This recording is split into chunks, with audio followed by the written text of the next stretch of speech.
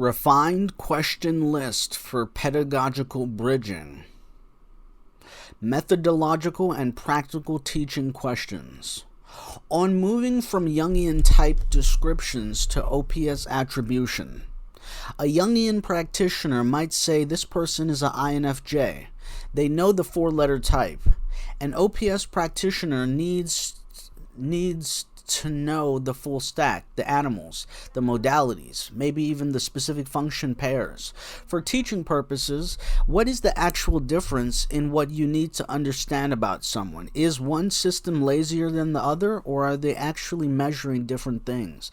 Can someone be correctly typed in both systems but with seemingly different information? I'm going to repeat that one more time. Methodological and practical teaching questions. On moving from Jungian type description to OPS attribution. A Jungian practitioner might say this person is an INFJ. They know the four-letter type. An OPS practitioner needs to know the full stack, the animals, the modalities, maybe even the specific function pairs. For teaching purposes, what is the actual difference in what they need to know about someone, what they need to understand about someone?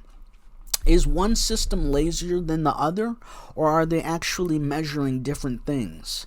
Can someone be correctly typed in both systems, but with seemingly different information? Okay, let me think about this. Well, the answer is quick. Or the answer is tricky, but it's a quick answer. For teaching purposes, what is the actual difference in what they need to understand about someone? Well, the actual difference is that we're talking about separate things. We're talking about theory, number one. We're talking about structure, number two. And we're talking about applications / practice, number three. When we're talking about the objective personality system, we're talking about applications / practice. That's the main claim to fame. They claim that they can type people and that these are showing up as psychological truisms or differences or modes of reaction, modes of characterizing people's lived experiences and reflections of their psyche as a reflection of the intellectual property that's been brought forth by the objective personality system. So is one system lazier than the other, or are they actually measuring different things? They're actually measuring different things. When you start with the first intellectual property breakthrough, and that's taking a splitter's perspective on Jung's 8 psychological functions, it seems so whoa,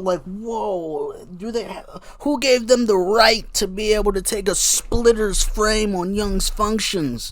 And I'm like, Jung took a splitter's frames on the functions of consciousness. He was like, they're split via attitude orientation. We're going one layer deeper after he already put in that work and saying they're being split by modality.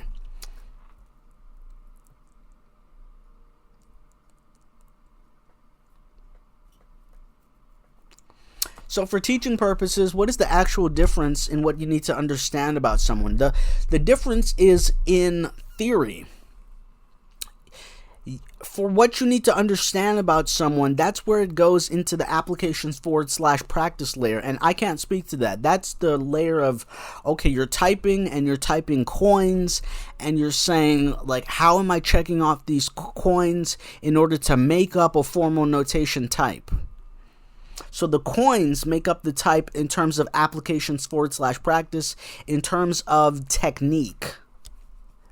What you need to know about someone is how you assess these binary coins as they are a reflection of someone's lived experience. Is this person using an extroverted decider, an introverted decider? Are you starting at a baseline? Are you starting with functions of consciousness? Are you starting with observer? Are you starting with decider? Are you starting with introvert? Are you starting with extrovert? Which dichotomy are you splitting the Cartesian plane with? But for me, for teaching purposes, the actual difference that you need to understand about the sum one is the something. You need to understand the system that implies the something about sum one. And so that includes the theoretical notion that they're taking a splitter's perspective, lumpers versus splitters, philosophy of science. It's a long-running critique and contextualization. No one side is right, but one side might have a better resolution in terms of being able to itemize a mode of differentiation. So is one system lazier than the other? I wouldn't say lazier. I would say they're operating at a different level of resolution.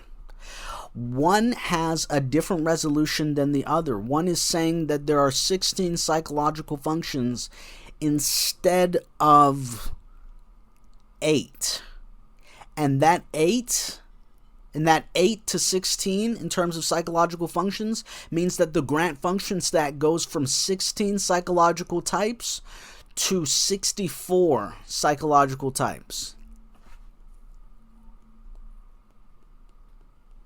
Does that make sense? So one system isn't lazier than the other.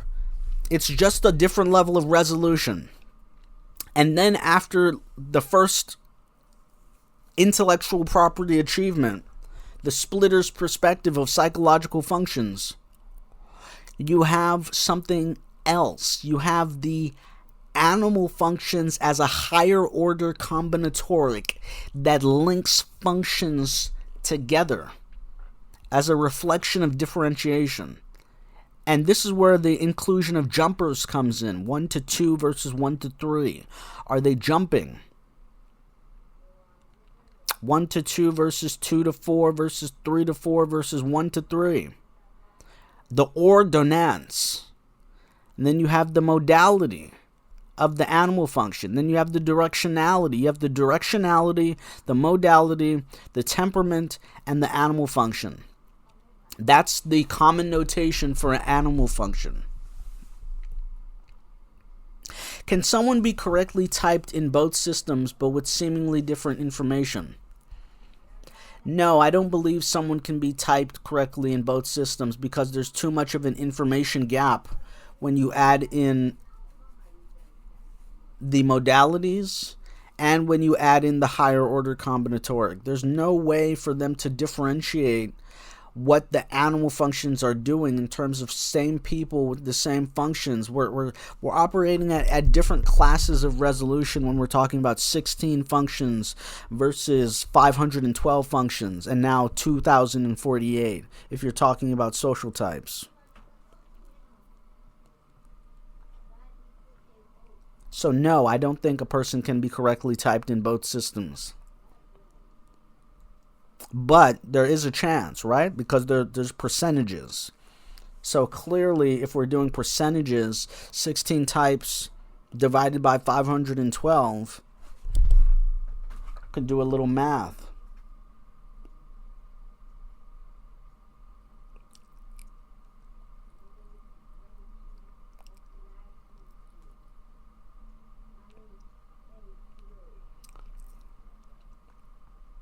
You have a 0.3125 chance of being correct. Or if we flip it around,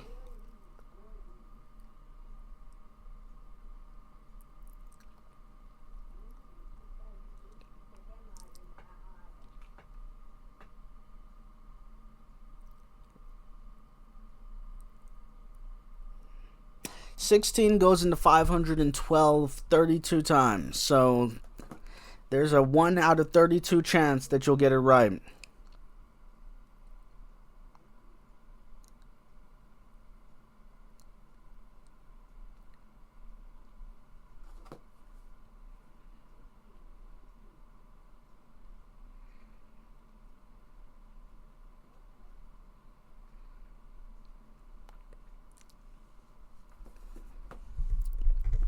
So this question is interesting.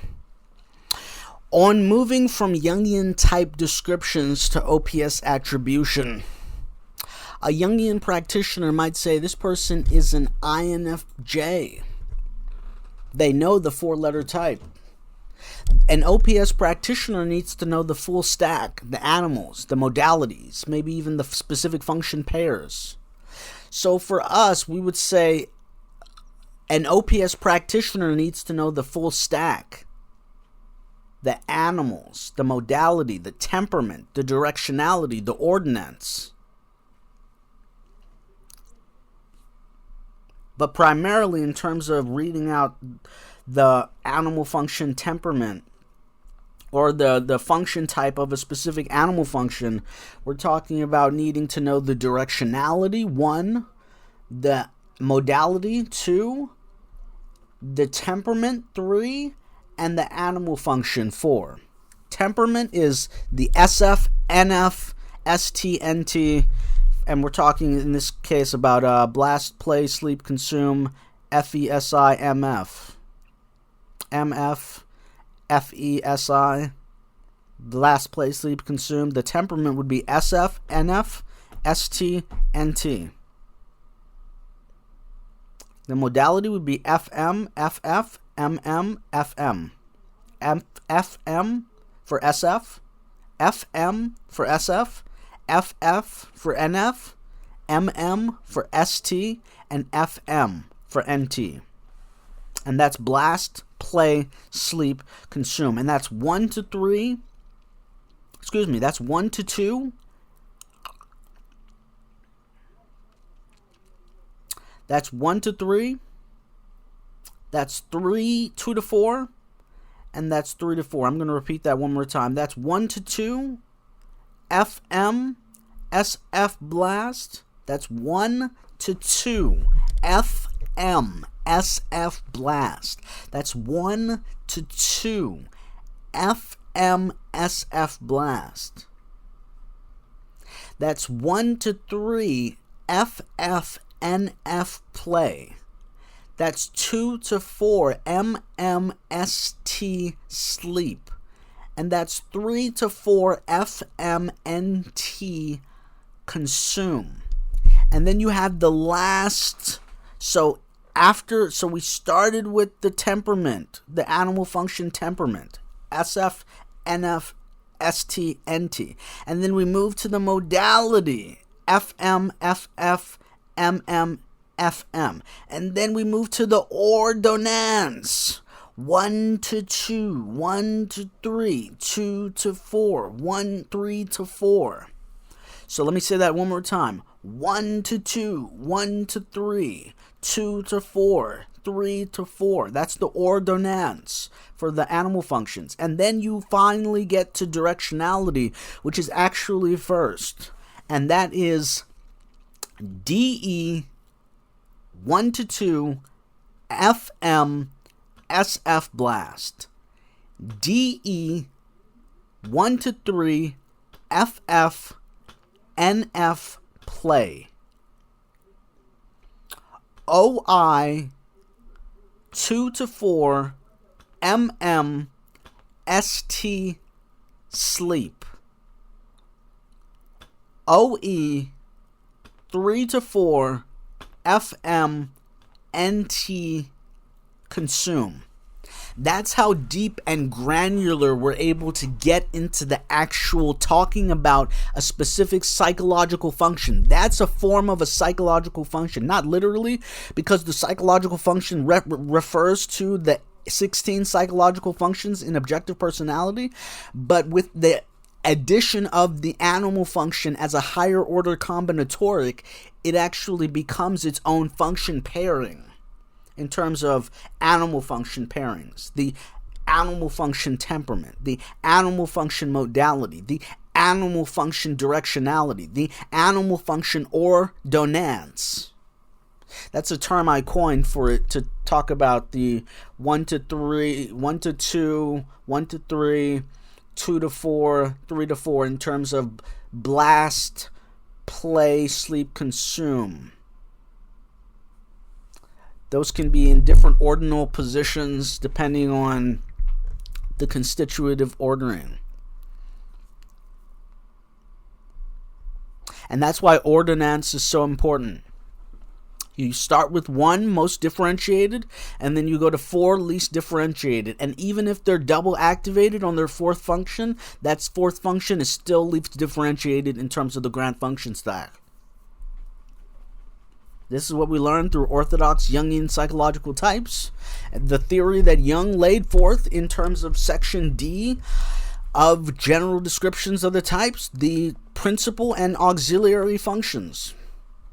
What you learn in terms of the 1st and the 2nd function automatically teaches you about the 3rd and 4th function, because the 1st and the 4th function becomes automatically instantiated as soon as the 1st function is differentiated. And then the 2nd and 3rd function, as soon as the 1st function is differentiated, the 4th function becomes differentiated. As soon as the 1st function is differentiated, the 4th function becomes differentiated. First, 1 and 4, in terms of ordonnance. Then as soon as the 2nd function becomes differentiated, the 3rd function becomes differentiated. And you get the opportunity to compensate in terms of 1 to 2 or 1 to 3. Can someone be correctly typed in both systems, but with seemingly different information? There are 16 types in orthodox Jungian psychological types, and there are 512 in orthodox objective personality system. So when you do the math, that's 1 out of 32.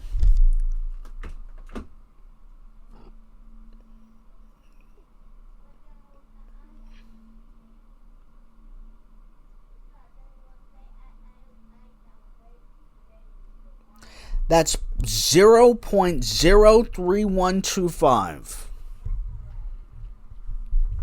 Okay, so just a little bit of math to give you a sense of the type of resolutions that we're dealing with here. About a 3% chance. 1 out of 32.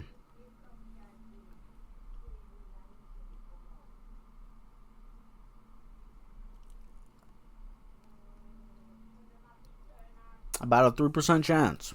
So is it going to be a right sometime at scale? Absolutely, especially with 16 personality types and MBTI. But